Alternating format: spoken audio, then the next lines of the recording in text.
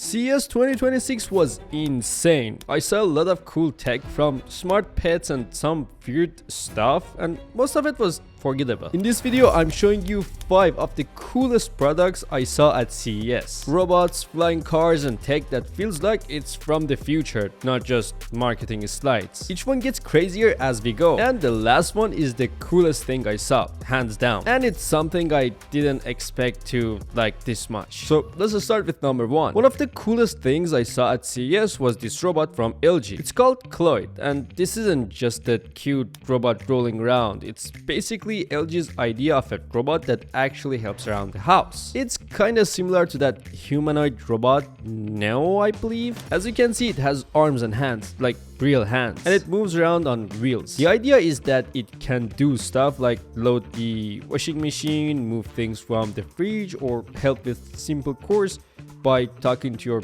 smart home devices. LG showed working with their appliances, not just doing things on its own. So instead of you pressing buttons, the robot does it for you. You talk to it, it sees what's around it, and then it slowly figures out how to do the task. Easy peasy. I'll be honest, it's not fast. It moves carefully, almost like it's thinking really hard before every move, but that's kind of the point. This isn't a toy. It feels like a real glimpse of the future, even if it's not ready for normal homes yet. No price, no release date, but as a concept, easily one of the most futuristic things at CES. And the next one, I believe it's one of the weirdest, coolest robots at CES. It's called Rover X3. This thing looks like a little tank crossed with a helper drone. Kind of chunky, super rugged, and built to move stuff for you. It's not trying to be cute, it's trying to solve real problems like carrying gear, tools, or gear around the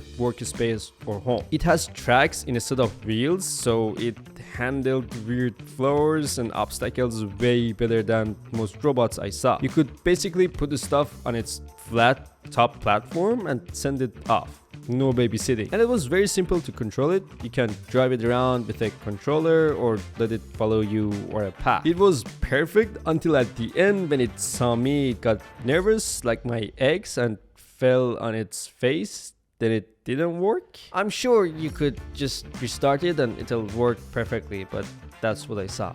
But the interesting part is it feels useful now, not 5 years later. This is the kind of robot you could actually put to work in a garage, workspace, or warehouse. And that is kind of rare at CES. It doesn't pretend to be your home butler. It just moves heavy things so you don't have to. Good for the kids actually, or elderly people. Next one is Cybopal 1. This thing is basically an alive monitor. To be honest with you, this one impressed me a little. Because this isn't just a normal monitor, and it's not a stand either. It's a robotic monitor stand that moves by itself and reacts to you. So what I mean by that is, instead of setting your screen once and dealing with it all day, this thing moves as you move. You see it stand, lean back, turn a little, the screen adjusts automatically, so it stays in a comfortable position. And yeah, that actually matters more than you think if you work long hours, especially for software engineers. The coolest part is how you control it. You don't touch anything, you just use hand gestures. For example, there are presets like 1, 2, 3, 4,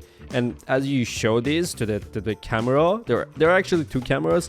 One in the bottom and one on the monitor, like a webcam. So when you do these hand gestures in front of these cameras, they react, all without grabbing a mouse. It feels weird at first, but once you see it working, it just makes sense. And this isn't about flashy tech. It's about reducing all those tiny annoying movements you do all day. Adjusting your screen, fixing posture, reaching for stuff. So with this invention, you're good to go. You don't touch anything, like a little princess. I think it's not for everyone, but if you live at your desk, this is one of those, oh yeah, this makes sense, CES products. Now, before I tell you the coolest thing I've ever saw at CES, let's talk about flying cars. Now you might ask, Yunus, flying cars, aren't they the coolest thing ever made?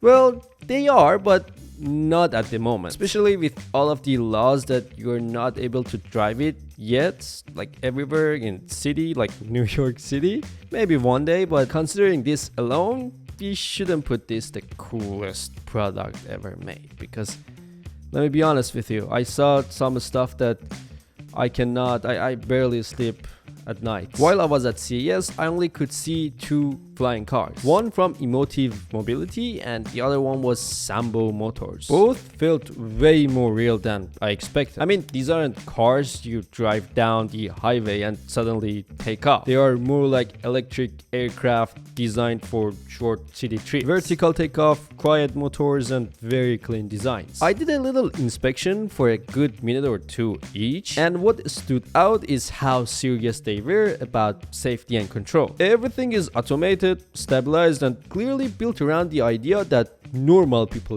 will use this one day, not pilots. Are these ready for normal people tomorrow?